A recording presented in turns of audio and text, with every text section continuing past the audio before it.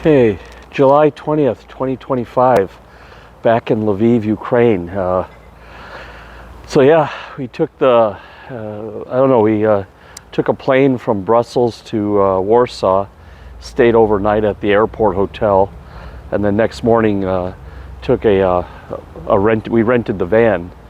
You can book the whole van for yourself. And it took like 6-7 hours to get back here. So we got back here last week around, I wouldn't say exactly this time, but we around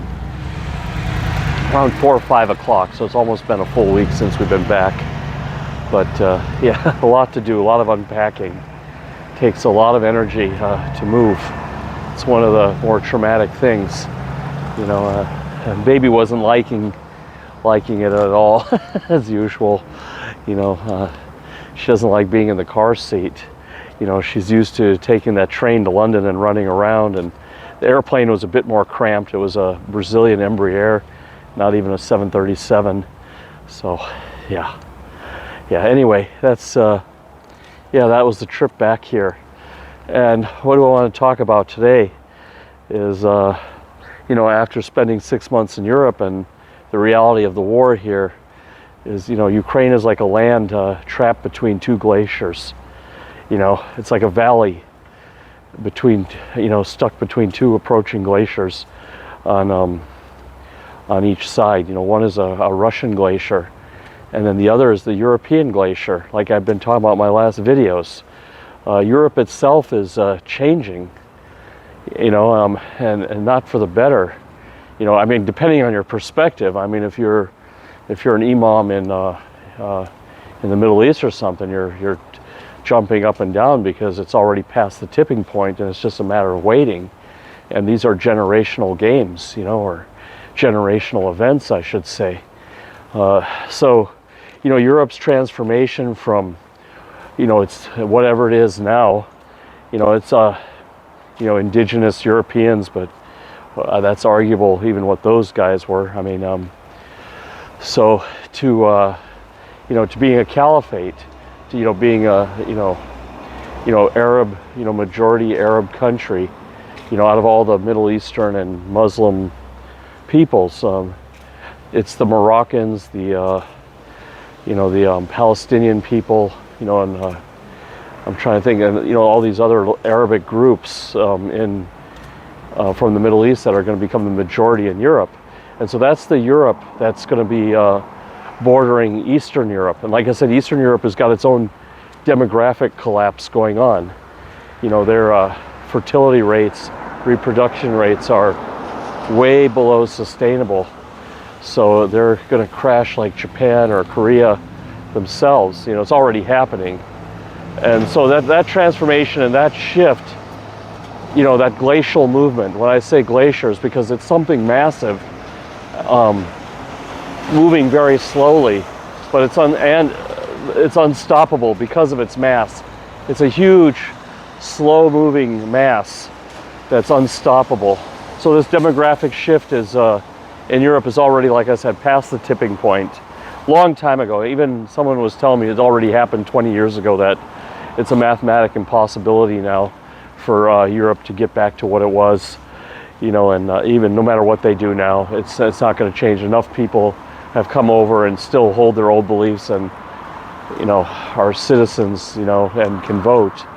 And so that's the glacial movement on the western side that's approaching Ukraine.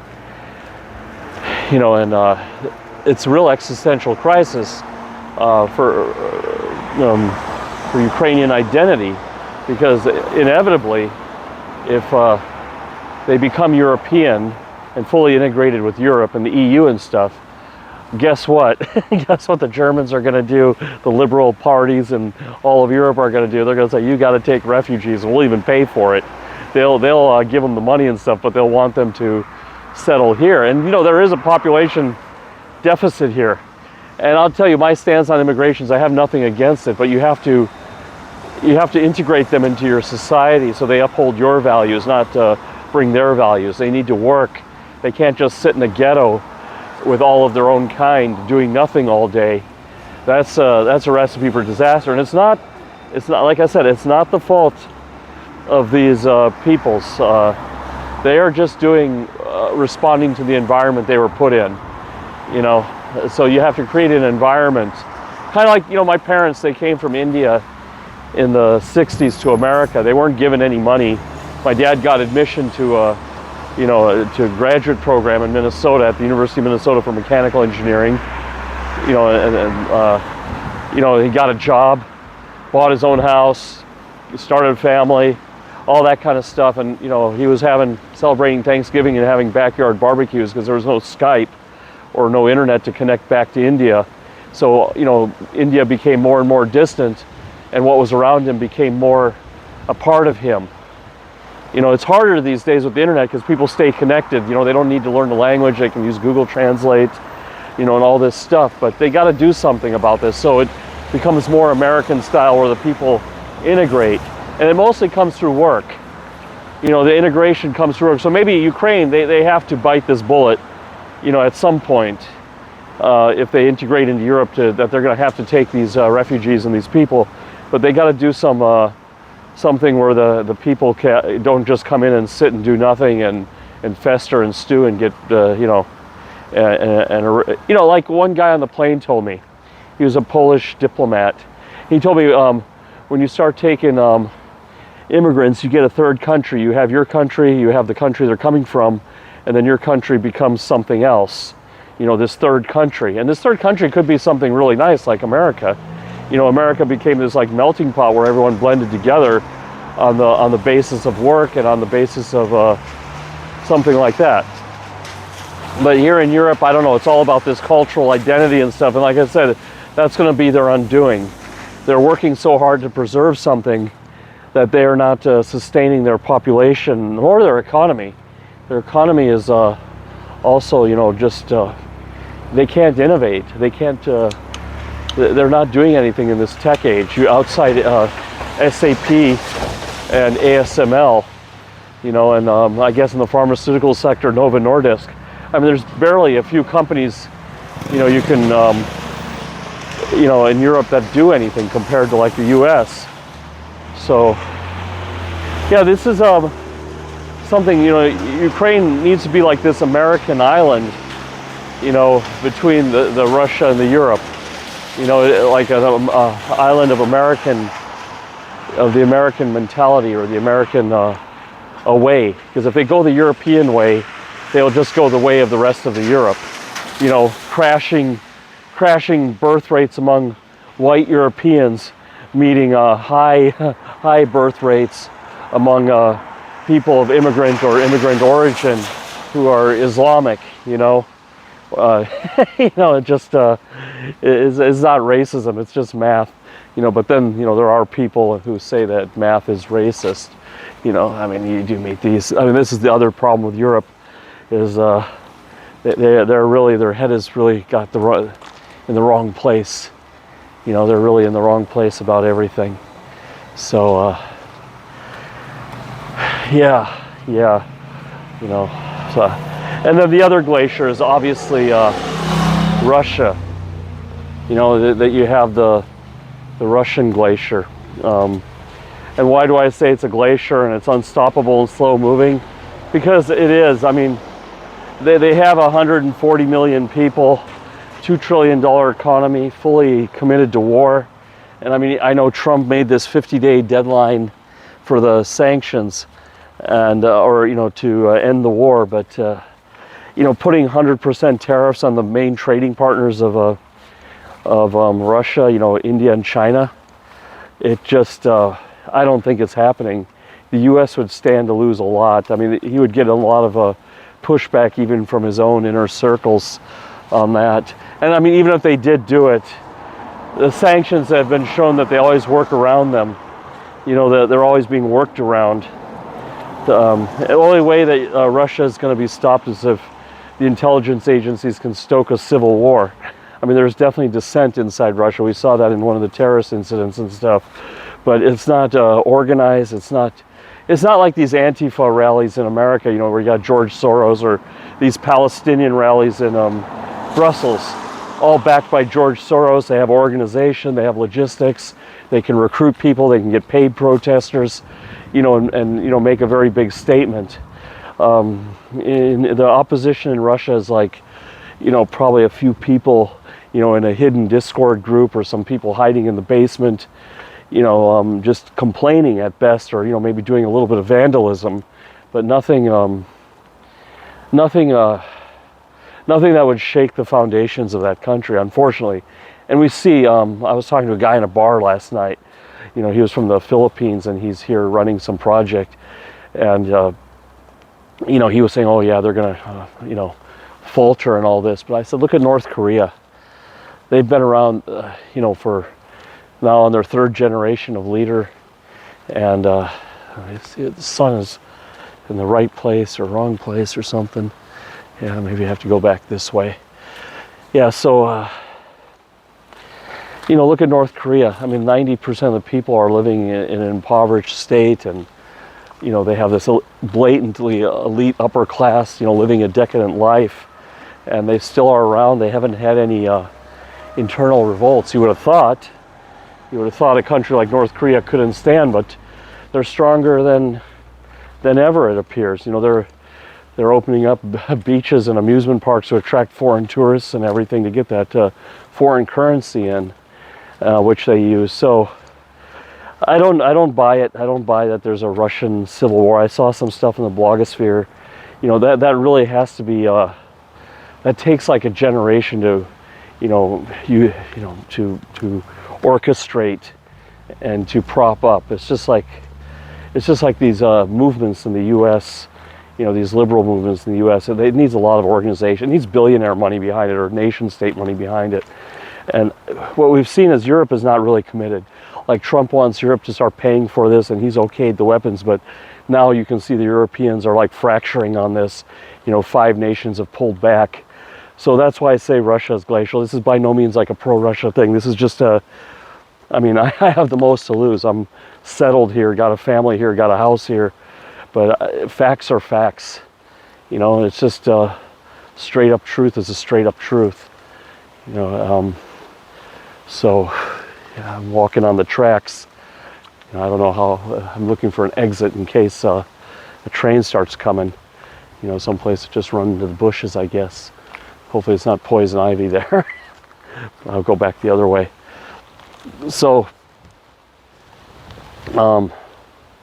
yeah, it's inevitable. I mean, at this circumstances where we are in the war now, the Russians are all in, and Europe is just giving Ukraine barely enough to defend itself.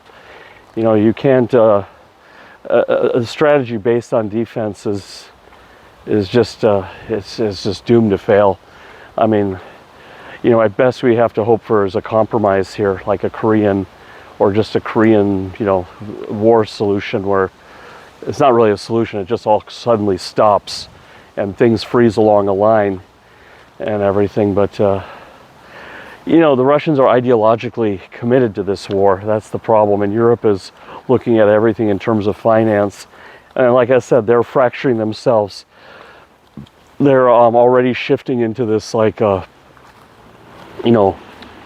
Palestinian state or something, and they're going to have different priorities, and they might even ally themselves with the Russians. I mean, we already see the French and the Belgians and a couple of countries are buying tremendous amounts of oil and gas from Russia.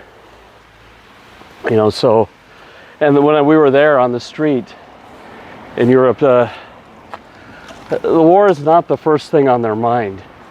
It's not the first thing on their mind. They don't see it as a threat to them. They see it as, okay, Ukraine is holding them back. We're okay here. If they cross the border, NATO's got us. So it's like always the next guy. It's this next guy mentality. The next guy has got it. No problem for us. We want our social programs. We want our pensions. We want to go rally in the street for Palestine. I don't even, like I said, I don't even know why they have the rallies. They already got Europe. They've got Europe already. It's all theirs now. I mean, it's just inevitable before they can vote themselves in. And you know, people like Soros and a lot of wealthy Jewish groups are actually on their side, you know, which is the most ironic thing about this, you know. So yeah, Ukraine, a valley between two glaciers, you know. It's the most American, I think, like I said, the most American country in Europe. You know, it's like a frontier mentality here, kind of entrepreneurial. It's a great place to live for now. You know, I don't know if it's going to last, how long it's going to last, because, you know, I'm not one of these toxically positive or optimistic people. This is the big problem with generation, you know, millennials and Generation Z, is always being positive. That gets you in a lot of trouble. You got to be real. You got to see the good and the bad, the whole picture. And like I said, it's just not looking good. Europe is, only thing that makes headlines is like, oh, Netherlands and Poland sign a paper that they're going to help Ukraine and that they believe in democracy. And they put all this energy into a memorandum, you know, while people are dying and they need weapons here. You know, they ought to just send some soldiers here and everything, and weapons and everything like that. I mean, we're not seeing that. So until we see that, yeah, of course I'm pessimistic. I'm not, you know, it's, and like I said, I was telling this guy in the bar, not every story has a happy ending. We're not in school anymore. We're not living in you know, 1950s America, you know, reading, you know, stories or watching, you know, Hallmark films, or, you know, where everything is solved at like a sitcom or an American movie in 90 minutes. It doesn't necessarily, history is just like evolution. It doesn't pick any favorites. It's not fair, as one would say, or I guess it's fair in their eyes. You know, evolution and all this is all about adaptability, right? So, you know, the Arab population in Europe is adapting very well to their environment they were put in. You know, they're and the reproduction numbers show it, and the local population is outdated. You know, they're not, and it shows in the birth rate numbers. So that alone, I mean, Ukraine also has a collapsed birth rate. It's another story. It's a whole other topic about the demographic picture here. You know, I mean, you see a lot of kids and stuff and people having kids, but when you look at the big picture, it's not nearly enough to replenish, you know, to have even replenishment, you know. So, yeah, I mean, the best we can hope for, I mean, you know, there will never be this victory where Ukraine gets all its land back, you know, and, you know, Putin is put on trial. You know, this is never going to happen, in my view. You know, and like I said, this is not a pro-Russian thing. This is just looking at facts as facts. You know, Putin is like Kim Jong-un. There is no like fractures in his inner circle. He's got that. He was an intelligence officer, so he knows how to do internal security probably better than anybody, and, you know, root out any dissenters. I mean, they have people falling out of windows, one-story windows, to their death all the time.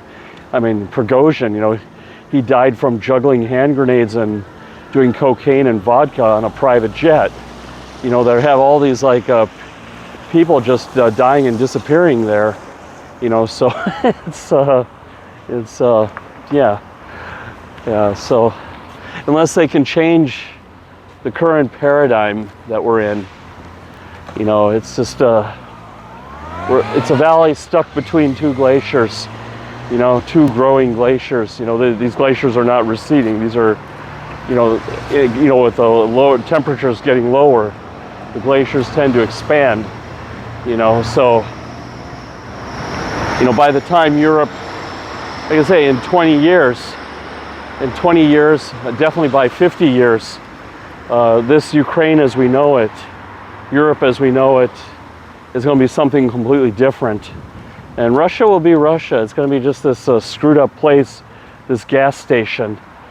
You know, it's going to take a long time to get India and China and over to, you know, non-fossil fuels.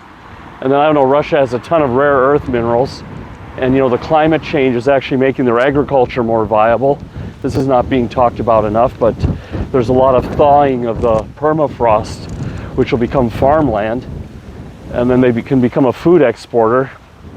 You know, and you know, so it's not like I don't know, you know, cutting off their funds. It doesn't work. You know, the sanctions don't work.